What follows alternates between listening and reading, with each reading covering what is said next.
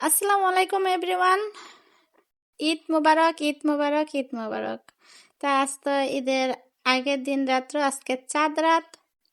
তো কালকে পবিত্র ঈদুল আজহা, সবাইকে আজহারের শুভেচ্ছা। তো ঈদের আগে তো সবাই ফ্রিজ ধুয়ে পরিষ্কার করে গোস্ত ঢুকানোর জন্য, আর আমি কি করতেছি সেটাই তোমাদের সাথে শেয়ার করব। তো চলো দেখো কি করতেছি। এখানে দেখতে পাচ্ছ অনেকগুলা বক্স, দেখতে পাবা, ভিডিওটা পুরো দেখবা, দেখলে বুঝতে পারবা যে আমি কি করতেছিলাম। যে হাতে মেহেদি দিয়েছি, আমি মেহেদি দিতে পারি না, তো স্টিকারের মাধ্যমে যেরকম হয়েছে সেটাই দিয়েছি। তো কালকে তো পবিত্র ঈদুল আজহা, সবাই পলিথিনের মধ্যে মাংস রাখে ফ্রিজে, 1 কেজি হোক 2 কেজি হোক, যে যতটুকু রাখার রাখে। তো আমি তো এখানে অনেকগুলো বিস্কুট নিয়ে বসছি। আমি এখন তো পলিথিন বা ফ্রিজ ধুয়ে পরিষ্কার করার ভিডিও দেওয়ার কথা, তাই না? তো সেগুলো না দিয়ে আমি বিস্কুট কেন ভরতেছি রাত্র করে, সেটাই তোমাদের সাথে শেয়ার করতে চলে আসলাম।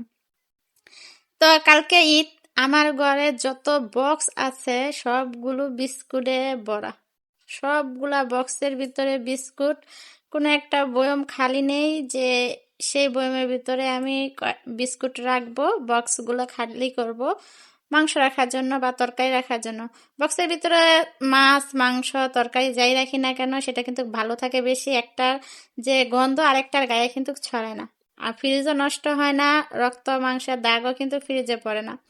তো সেজন্য আমি বক্সগুলো সব খালি করে বিস্কুটগুলো বয়মের ভিতরে ঢুকানোর চেষ্টা করতেছি। এটা হচ্ছে ডাই কেক, এটা তো সবাই চিনো, এটা চা দিয়ে খেতে আমার অনেক ভালো লাগে, আমার মেয়েরও ফেভারিট। তো এখানে এটা একটা ছোট বয়ম নিয়েছিলাম, চাইছিলাম যে এটার ভিতরে ঢুকাই, কিন্তু আমি পারতেছি না যে এটার ভিতরে এগুলো আটবো। দেখো কতগুলা ব্যাগ হয়েছে। মানুষ এই ব্যাগ দিয়ে কিন্তু গোস্ত রাখতে পারে, তাই না? কিন্তু আমি বিস্কুট খালি করতে করতে কি পরিমাণ আমার এখানে ব্যাগ হবে সেগুলো তোমাদেরকে দেখাচ্ছি। এগুলো কিন্তু আজকে নিয়ে আসছি এরকম না, এগুলো আগে থেকে আমার ঘরে আছে, খাচ্ছে। অবশিষ্ট যা ছিল সেগুলো বক্স থেকে বের করে বয়মের ভিতরে ভরার চেষ্টা করতেছিলাম। তো এখানে চানাচুরগুলো আছে, চানাচুরগুলা এটা হচ্ছে বোম্বে সুইস চানাচুর। এটা একটা বক্স থেকে একটা পলিথিনে রাখছি বয়মের ভিতরে ঢুকানোর জন্য। তো এখন চেষ্টা করতেছি কিভাবে কি করা যায়। তো দেখতে পাচ্ছ এখানে আমি চানাচুর গুলার জন্য একটা বক্স বয়ম নিয়েছি, কিন্তু বক্সের ভিতরে সবগুলো ছিল। কিন্তু যখন আমি বক্স থেকে এগুলো আলাদা করলাম তখন আর কিন্তু বয়মের ভিতরে আটাতে পারছি না।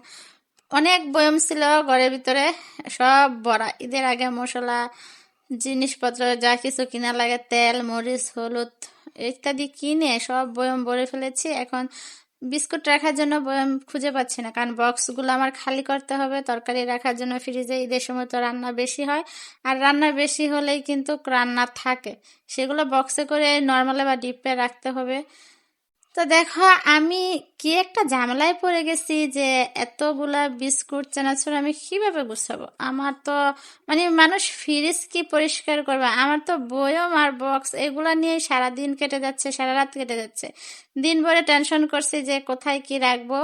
তারপরে কয়েকটা বয়ম বের করলাম, এইগুলার ভিতরে আমি রাখবো চানাচুর বিস্কুট। আর কত পরিমাণ বিস্কুট আর চানাচুর আমার ঘরের ভিতরে আসে তোমরা যদি দেখো তাহলে বুঝতে পারবা যে কি পরিমাণ বিস্কুট আর চানাচুর আমার ঘরের ভিতরে।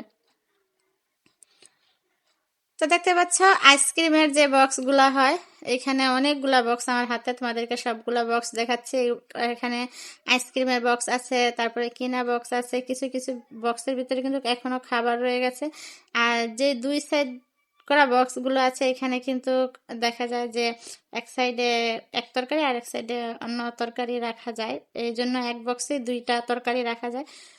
সেই জন্য এটাও খালি করে নিচ্ছি। এখানে এই বক্সগুলা খালি করছি, আরো অনেকগুলো বক্স খালি করতে হবে, এই বক্সটাও খালি করতে হবে। এখানে বাদামের গাঠটা অবশিষ্ট এগুলো রয়েছে, মাস শেষ গেছে 28 তারিখে এগুলো কিনা হয়েছে, এই 28 তারিখ, কালকে 1 মাস হয়ে যাচ্ছে। এখনো যা অবশিষ্ট আছে এই খাবারগুলা, এগুলো আমি বয়মের ভিতরে ভরতেছি, কারণ আমার এই বক্সগুলা সব দরকার ফ্রিজে মাছ মাংস তরকারি ঢুকানোর জন্য।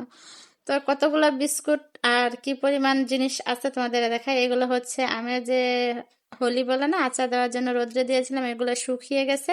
তো এগুলো দিয়ে আচার তৈরি করবো। এগুলো কিন্তু ফ্রিজে ডিপে রেখে দিব, কারণ এগুলো নামায় রাখলে কলম এগুলোতে ফাঙ্গাস ধরে যাবে। এমনিতে কিছুটা ফাঙ্গাস আছে, তাও আবার ধুয়ে ভিজে করা যাবে। তো দেখো এগুলা কিন্তু আমি ঝাড়ে ভরার পর আরো অবশিষ্ট অনেক আছে। আমি দাঁড়িয়ে দাঁড়িয়ে মানে কোথায় কি রাখবো।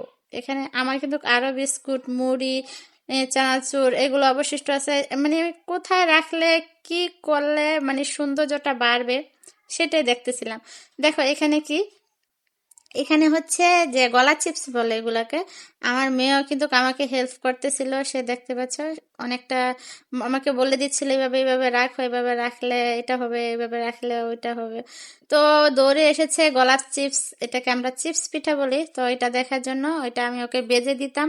তো ঈদের দিন সকালে বাজবে বলতেছে যে মা কাজ করতে করতে আমি আজকে ক্লান্ত, সেজন্য ঈদের দিন সকালে সবকিছু তোমাকে সেমাই চিপস এগুলো বেজে দিব।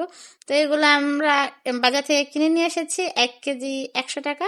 তো এখানে 1 কেজি চিপস আছে। এগুলো কিন্তু ঈদ ছাড়াও আমার মেয়ে অনেক পছন্দ করে, এগুলো তেলে ভেজে দিলে আমার মেয়ে বসে বসে খায়, সেজন্য 1 কেজি নিয়েছি। এটা একটা জারের ভিতরে রাখলাম।